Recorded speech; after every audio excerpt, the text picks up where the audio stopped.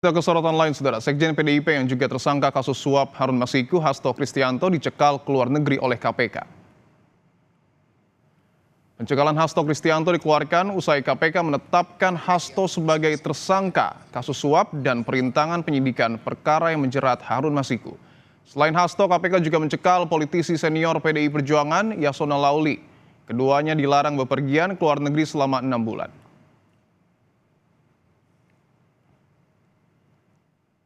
Komisi Pemberantasan Korupsi telah mengeluarkan surat keputusan nomor 1757 tahun 2024 tentang larangan bepergian ke luar negeri terhadap 2 orang warga negara Indonesia, yaitu YHL dan HK. Larangan bepergian ke luar negeri ini terkait penyidikan dugaan tindak pidana korupsi, pemberian hadiah atau janji terkait penetapan anggota DPR RI terpilih 2019 sampai dengan 2024. Tindakan larangan bepergian ke luar negeri tersebut dilakukan oleh penyidik karena keberadaan yang bersangkutan di wilayah Indonesia dibutuhkan dalam rangka proses penyidikan. Presiden ke-7 Republik Indonesia Joko Widodo merespons penetapan tersangka Sekjen PDIP Hasto Kristianto. Disinggung soal namanya yang masih dikaitkan dengan kasus itu, Jokowi menjawab santai. Ia menegaskan dirinya sudah purna tugas. Jokowi meminta hormati seluruh proses hukum yang ada.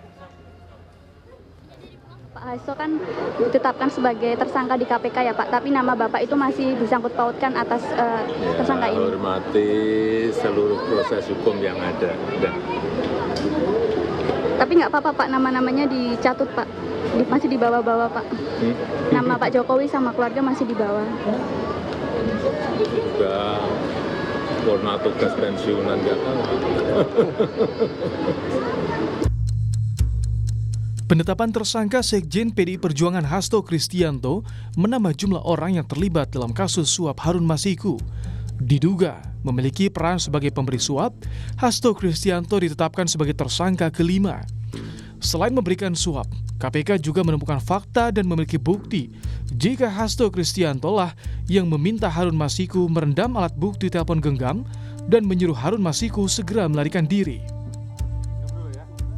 Bahwa pada tanggal 8 Januari 2020 pada saat proses tangkap tangan oleh KPK, Saudara HK memerintahkan salah satu pegawainya di Jalan Sultan Syahrir yang biasa digunakan sebagai kantor untuk menelpon kepada HM dan memerintahkan supaya merendam HP dalam air dan segera melarikan diri. Bahwa pada tanggal 6 Juni 2024, sebelum Saudara HK diperiksa sebagai saksi oleh KPK, Saudara HK memerintahkan kepada salah satu pegawainya untuk menenggelamkan HP yang dalam penguasaan pegawai tersebut agar tidak ditemukan oleh KPK. Merespons uraian peran yang disampaikan Ketua KPK atas penetapan tersangka Hasto Kristianto, PDI Perjuangan bersikap. Tim hukum PDI Perjuangan menduga penetapan tersangka Sekjen Hasto Kristianto syarat muatan politis. Alasan sesungguhnya dari menjadikan Sekjen DPP PDI Perjuangan sebagai tersangka adalah motif politik. Terutama karena Sekjen DPP PDI Perjuangan tegas menyatakan sikap-sikap politik partai menentang upaya-upaya yang merusak demokrasi, konstitusi, juga terhadap cawe-cawe penyalahgunaan kekuasaan atau abuse of power di penghujung kekuasaan mantan Presiden Joko Widodo. Upaya hukum tengah disiapkan PDI Perjuangan untuk menghadapi penetapan tersangka Hasto Kristianto oleh KPK. Sementara KPK mengaku siap jika PDIP melayangkan gugatan pra-peradilan demi membebaskan sekjennya. Tim Liputan Kompas TV. Menindaklanjuti penetapan tersangka Hasto Kristianto di kasus Harun Masiku, KPK mencekal Hasto dan Yasona Lauli. Apa alasan KPK juga mencekal Yasona? Kita tanyakan pada jurnalis Kompas TV ini Putu Trisnanda. Putu, selamat malam.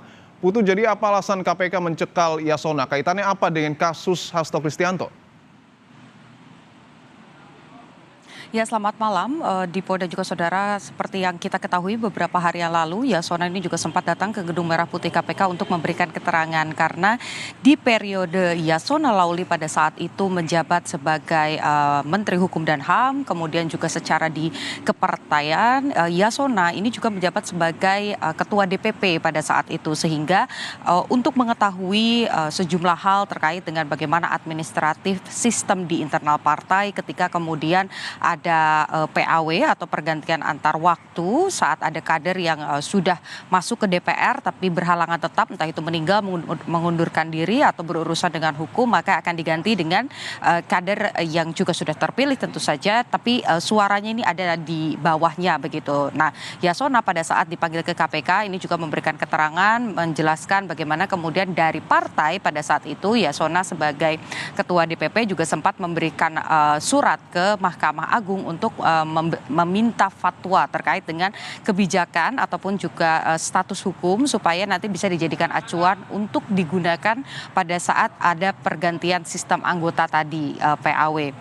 Selain itu juga pada saat memberikan keterangan, Yasona ini juga ditanya soal keberadaan dari Harun Masiku, bagaimana keluar masuk di Indonesia, kemudian pencekalannya dan lain sebagainya, sehingga pada saat ini memang yang dinyatakan sebagai tersangka baru Hasto Kristianto saja sebagai tersangka kelima dalam kasus Harun Masiku begitu, tapi Yasona Lauli ini masih berstatus sebagai saksi. Hanya saja kalau mendengar bagaimana pernyataan dari juru bicara KPK, Tessa Mahardika menyampaikan bahwa memang dalam rangka proses penyidikan ada hal-hal yang dibutuhkan, termasuk salah satunya adalah memeriksa saksi, meminta keterangan dan lain sebagainya untuk kemudian membuat proses penyidikan ini efisien dan efektif. Kata KPK, maka dikeluarkan pencekalan supaya baik itu Yasona Lauli ataupun juga Hasto Kristianto ini tetap berada di dalam negeri, dan ketika penyidikan ini berlangsung butuh keterangan dan lain sebagainya, ini bisa kemudian dipanggil dengan mudah ke Gedung Merah Putih KPK untuk dimintai keterangan.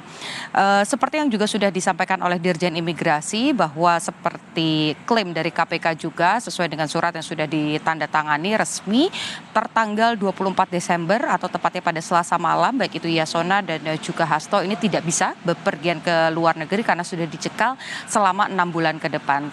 Tadi juga saya mencoba mengkonfirmasi begitu ya ke pihak imigrasi ataupun juga Dirjen Imigrasi dan Pemasyarakatan, memang selain Hasto kemudian juga ada Yasona Lauli, pada bulan Juli lalu juga ada pencekalan yang sudah dikeluarkan atas nama kader PDI Perjuangan juga, yakni Donitri. Ini sebetulnya merupakan kuasa hukum begitu, tapi diduga Donitri ini juga terlibat dalam kasus ini, kemudian membantu proses yang dilakukan antara Harun Masiku kemudian juga mantan petinggi KPU Wahyu Setiawan begitu ya, sehingga ini juga dicekal. Jadi kalau kita lihat dari 6 bulan dari bulan Juli, artinya pencekalan Doni ini tinggal 1 bulan lagi. Belum ada keterangan secara resmi apakah dengan dicekalnya Yasona dan Hasto maka pencekalan dari Donitri ini ditambah lagi atau diperpanjang karena tinggal 1 bulan lagi. Jadi kita masih menanti.